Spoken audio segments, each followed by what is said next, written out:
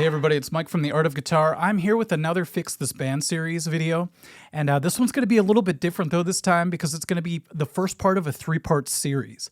And I decided to do this because I've been getting so many submissions from bands that have been playing talent shows mostly, and they're doing Metallica covers.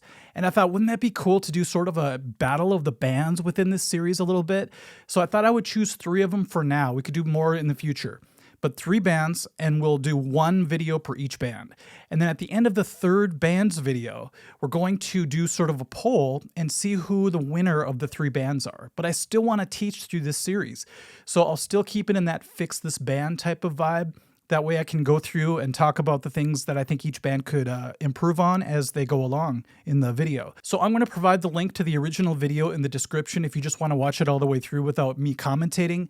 But otherwise, let's go. Let's do it. This first band really caught my eye because they remind me a lot of my old band when we played Ride the Lightning at the Junior High Talent Show. I know I talk about it all the time.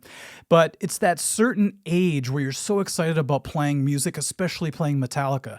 And when you get to play it in front of an audience and they're cheering, it's just insanely incredible. So it's the way they're dressed, it's kind of their demeanor on stage. One of them is actually wearing the white high tops that we used to wear all the time.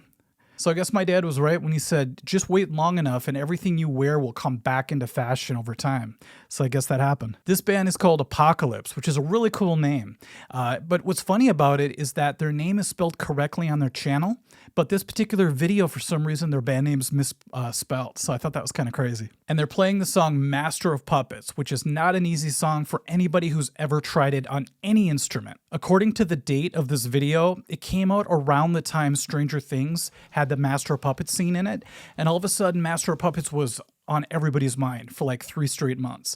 So I wonder if it was just lucky timing or if they planned out to do Master of Puppets at this time, but either way, it was great timing. Just a few things before the video starts. I love the fact that 2 of the guys in the band are wearing their own band's t-shirt. Some people think that's not a cool thing to do, but I never had a problem with it. You know, if you watch old Metallica videos, people in the band, especially Jason Newsted, used to wear Metallica shirts all the time. Now, just judging from their gear, you know, musicians will do that if they watch a band right away, their eyes go to the gear almost all the time. I noticed the small practice amps, and that kind of made me nervous because I'm thinking, okay, they're going to play Metallica, Master of Puppets, but they're playing through these tiny, tiny speakers. I'm wondering how it's going to sound. And then looking at the drum kit, I mentioned this in another video, whenever the drummer has 2 toms in front and they're spread out really far, it's always a bad sign that the drummer usually isn't at a certain level, because it seems like the better a drummer gets, the closer they put the toms, especially if you're going to play Metallica, because you have to do all those blazing tom fills, and it's hard to do when there's a huge gap right in between the first 2 toms. It seems like I always have to mention this both to my own students and to anyone watching these videos. The cables that are coming out of their guitars are not tucked into their straps. That makes me really nervous because what can happen is you could step on it while you're playing and all of a sudden it rips out of your guitar or bass. And when that happens, you're just kind of screwed until you bend down, pick it up, and it's really awkward to have to do that. So if you see my guitar strap, it's really good to take the cable, put it up and under, bring it around, plug it in. So just keep that in mind. Whatever kind of cable you have, tuck it into the strap and then plug it in. It'll save you a lot of headache, trust me. All right, so let's get started with the song. I'm always excited to see any young group, you know, playing songs like Metallica and keeping the spirit of metal alive throughout the generations. Okay, here we go.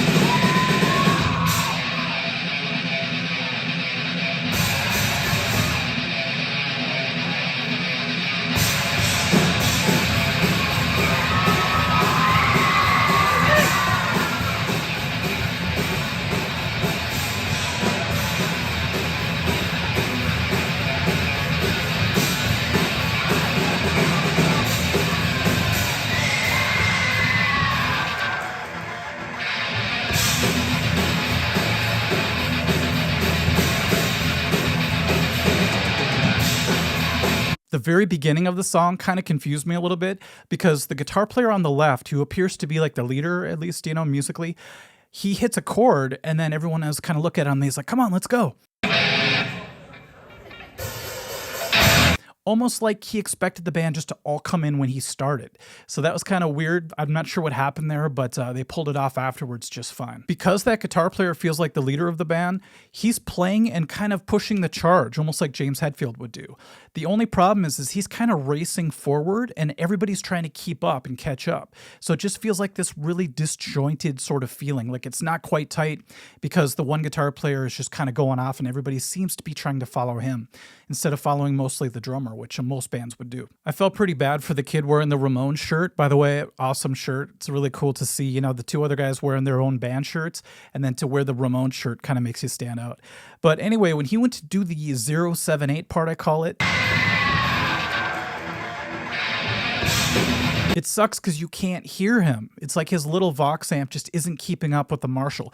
Plus, the Marshall is facing towards the camera, so you can hear that better. So you could tell he's playing that part really tight, so it's kind of a shame that you can't hear what he's doing. One thing I would tell them to do, though, in this situation, because it doesn't seem like they have any monitors or anything on the stage, any kind of PA system or anything, I would say to bring up some chairs and to put your little amps on those, so at least they're a little bit higher, they're closer to your ears, so they kind of act as monitors as you're playing, because on stage you could totally get lost when you can't hear your amps. And I really have to give props to the guitar players for doing downstrokes. This is a fast tune. They're playing it pretty close to the album speed here from what I could tell, and they're keeping up with those downstrokes. That is not easy to do. Back when my band played Master of Puppets, we always cheated and did alternate picking until way later. These guys are already doing the real deal, so that's sweet. All right, let's go to the verse and see what happens.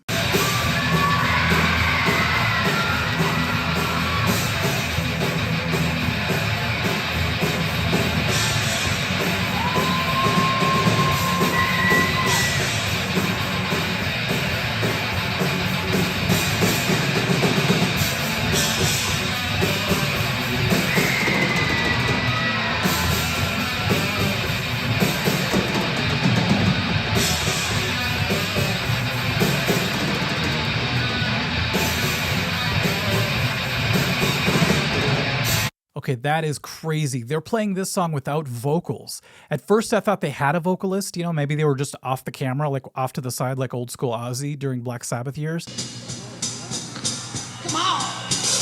But it's kind of crazy. They're doing this song instrumentally, which I never would have guessed a band would do for a song like Master of Puppets. And the fact that they're still getting a great reaction from the crowd is really inspiring. The fact that you don't even need the vocals and still with the music itself, you can get that kind of response. It's pretty cool. I mentioned the toms earlier, how they're super spread apart.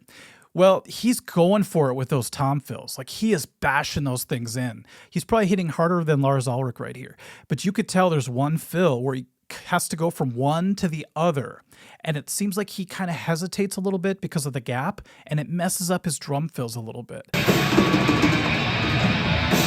So that's where getting those toms put together closer would really help this guy. You have to use what you have. Obviously we had the worst stuff when we first started to play, but it really makes you appreciate when you do get better gear. So this is all part of the learning process. Let's check out the chorus.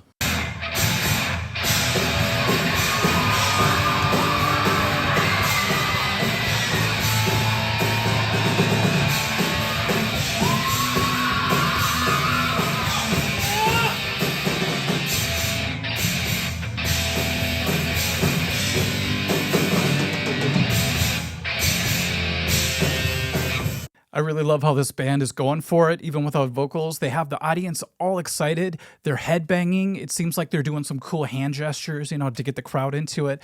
So all that stuff is a plus. So I really love seeing that. Now, it appears that somebody is letting the other guitar player know that they can't hear his guitar.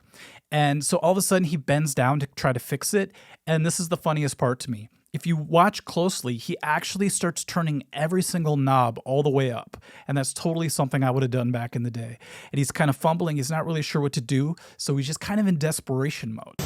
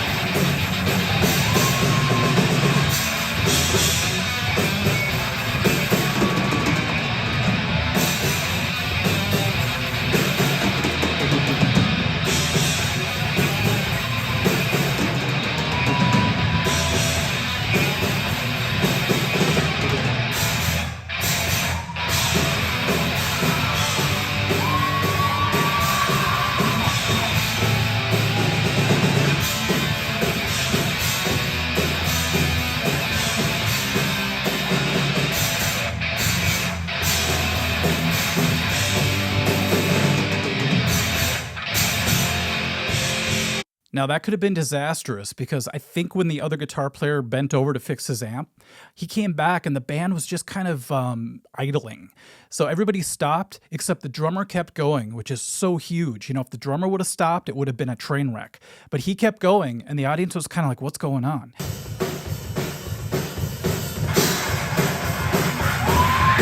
So that was a train wreck avoided right there. You could tell that the drummer isn't really following an inner click.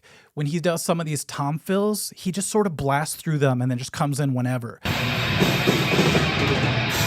And as soon as that drummer tightens up and everybody starts to follow him, I think this band is going to be 10 times better. We made it all the way to the bridge, so let's check out what they do with this dueling lead solo and the clean part. Real excited about it.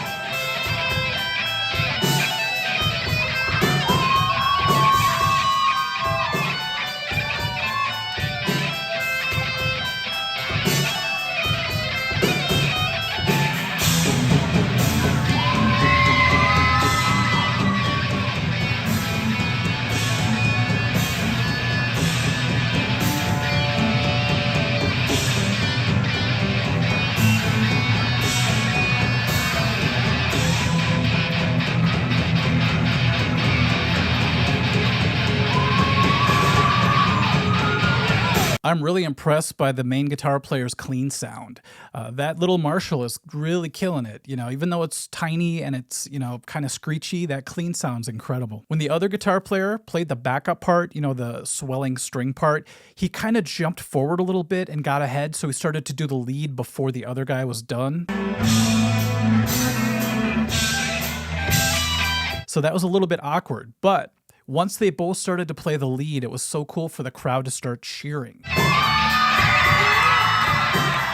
It makes all those little mistakes fall by the wayside when the crowd is that receptive. So that's why it's so important for both the band and the audience to be kicking ass, because that's what really makes a great show. This time, what I predicted came true. The bass player accidentally pulled his cable out during one of the worst times to do that, and that's during the dueling lead guitar part, because you're the only melodic instrument backing that up.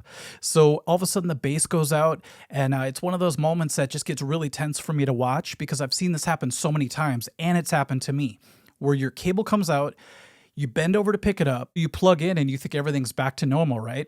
But I would say 7 out of 10 times I see this happen, where because you bent over, your strap got a little bit weird, and so when you go to play again, it comes loose from one of the pegs if you don't have strap locks, and suddenly your bass is on the floor. That can happen. I've seen it happen. It's some weird universal law that if you bend over to plug your instrument back in, you're going to drop your instrument. So always make sure you look and make sure everything's cool on both sides. And I really hope this doesn't happen to this bass player, but we'll see. Okay, let's check it out from the bridge part here.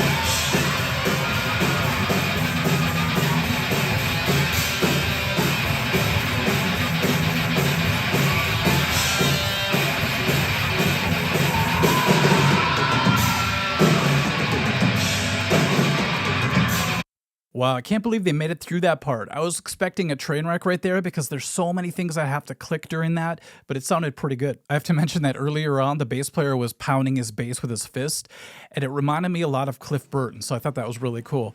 Plus, the bass player looks really tall, and if he grew his hair out even longer, I think he could pull off a really good Cliff Burton look. That idea of rushing ahead of the band was really apparent this time for the fast solo, for the Kirk Hammett solo, and it got to the point where it almost felt like he was a whole beat ahead of the rest of the band. I feel like they missed out on a huge opportunity, since they don't have a vocalist in the band, to have the whole crowd chant "Master" during the bridge. I think that would have been epic. I bet you a lot of people would have known the song well enough to know to do that. Even if you just mouthed it and did some hand gestures, I bet you could have had the whole crowd saying "Master." All right, let's go to the end.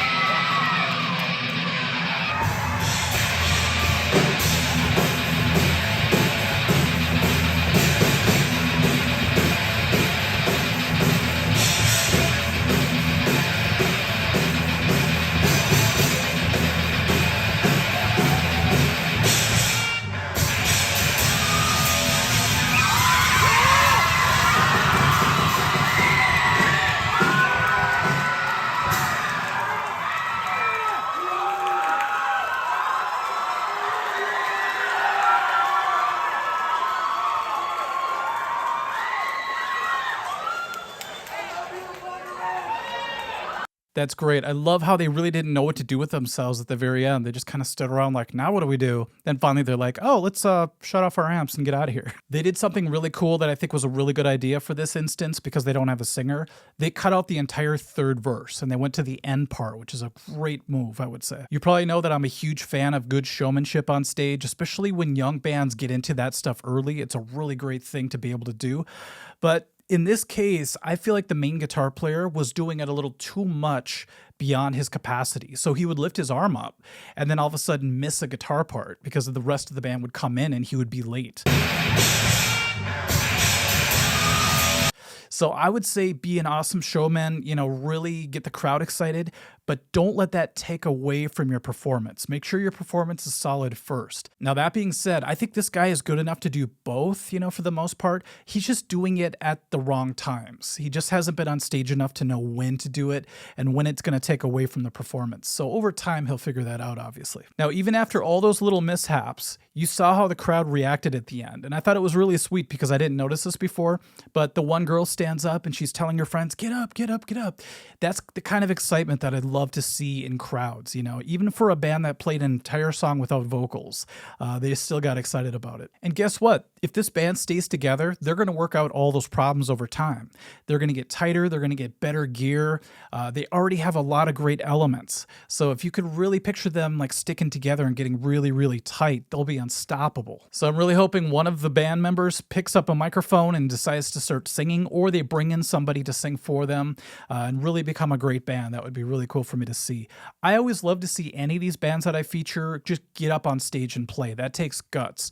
So right away you get a lot of credit just for doing that, because so many people don't even get to that point, mostly out of fear of being in front of a crowd. In the comment section, let me know what you guys thought of this band, and look forward to the next two videos because there are going to be two other bands both playing a Metallica cover. Different songs, but still Metallica. And I'm really excited because I get to not only talk about Metallica, but also give tips and advice and praise to these young bands that are playing my favorite style of music. Okay, everyone, hopefully you had fun with this video, and we'll catch you at the next one. See ya. Bye.